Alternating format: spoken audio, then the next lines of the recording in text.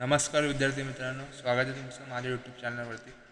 आज आपण इयत्ता 6वी नवीन अभ्यासक्रमानुसार 2026 नवीन अभ्यासक्रमानुसार नागरिकशास्त्र यातला आपण पहिला धडा पाहणार आहोत। पहिल्या धड्याचं नाव आहे आपले समाजजीवन, सहकार्य, सहिष्णुता, एकता, जबाबदारी। हे सर्व मिळून होतं आपलं समाजजीवन। यातली प्रश्नोत्तरे आपण पाहणार आहोत। पहिला प्रश्न आहे ओळखा आणि लिहा।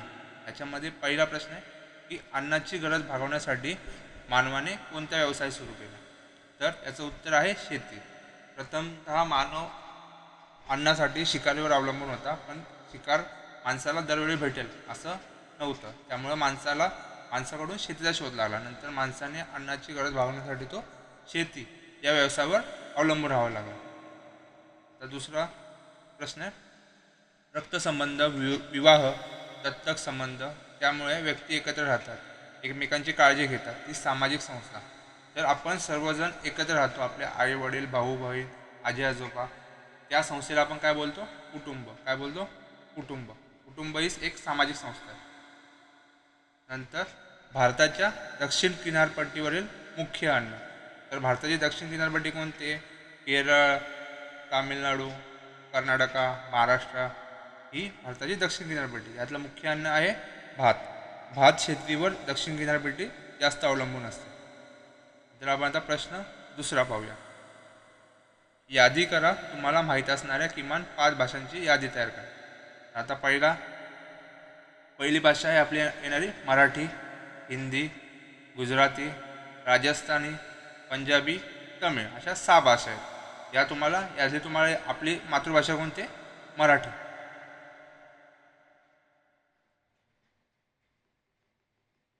पुढचा प्रश्न आहे पुढील संकल्पना स्पष्ट करा। समाज। तर याचं उत्तर आहे समाज म्हणजे जेव्हा लोकांचा समूह नव्हे तर समूहामध्ये राहणारी व्यक्तीमध्ये असणाऱ्या संबंधाची व्यवस्था आहे। दुसरा आहे समाजात वृद्ध, प्रौढ, तरुण, लहान मुले, मुली अशा प्रत्येक व्यक्तीचा समावेश होतो। हे सगळं मिळून होतं समाज।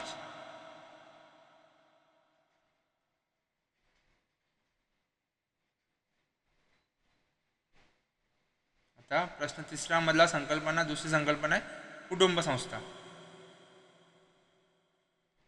तर कुटुंब संस्था पहिला, मानवाच्या सुरुवातीच्या काळात कुटुंब ही संकल्पना आजच्यासारखी स्पष्ट नव्हती। प्रथमतः मानव समूहामध्ये राहत नव्हता, नंतर समूह झाला, समूहानंतर कुटुंब। मानव टोळ्यांनी राहत असे। निसर्गातील संकटापासून संरक्षण मिळवण्यासाठी लोक एकत्र राहू लागल्यामुळे त्यांच्या सुरक्षिततेची भावना निर्माण झाली। माणूस जेव्हा एकत्र राहायला सुरुवात केली तेव्हा त्याच्यामध्ये सुरक्षिततेची भावना निर्माण झाली। तिसरा आहे अन्नाची गरज भागवण्यासाठी मानवाने शेती करायला सुरुवात केली। यामधूनच त्याचे दिवस निघाले। शेतीसाठी मोठ्या माणसांची आवश्यकता असल्याने कुटुंब पद्धती अस्तित्वात आली। आता शेतीसाठी मोठ्या प्रमाणात माणसांची गरज असते, त्याच्यावरून कुटुंब संस्था निर्माण झाली।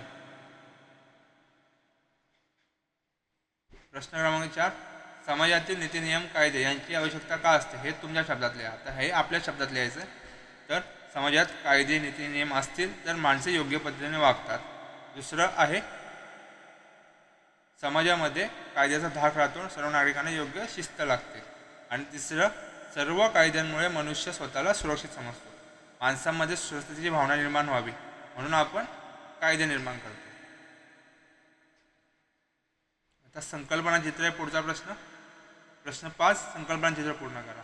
आता सामाजिक विविधता, याच्यामध्ये पहिले आले भाषा। प्रत्येक माणसाची भाषा वेगळी आहे, संस्कृती वेगळी आहे, धर्म वेगळे आहेत, प्रत्येकाचे सण, परंपरा, रूढी परंपरा वेगळ्या आहेत, चालीरीती वेगळ्या आहेत आणि सगळ्यात प्रमुख घटक खाद्यपदार्थ। प्रत्येकाचे खाद्यपदार्थ वेगळे आहेत। पुढचा प्रश्न 6, चला स्वतः पडताळणी करून पाहू, तुम्ही आदर्श नागरिक आहात की नाही। खालील प्रश्नांपुढे चूक की बरोबर अशी खूण करा। आता पहिला आहे मी कचरा कुंडीत टाकतो, बरोबर। मी रांगेत उभा राहतो, धक्काबुक्की करत नाही, बरोबर। मी पाणी वाया घालवत नाही, बरोबर।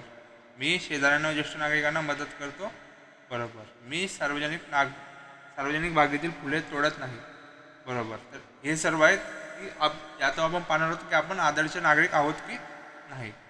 तर हा झाला आपला पहिला धडा, आपले समाज जीवन याची प्रश्नोत्तरे. तुम्हाला व्हिडिओ आवडल्यास नक्की चॅनलला लाईक शेअर सबस्क्राईब करा. धन्यवाद.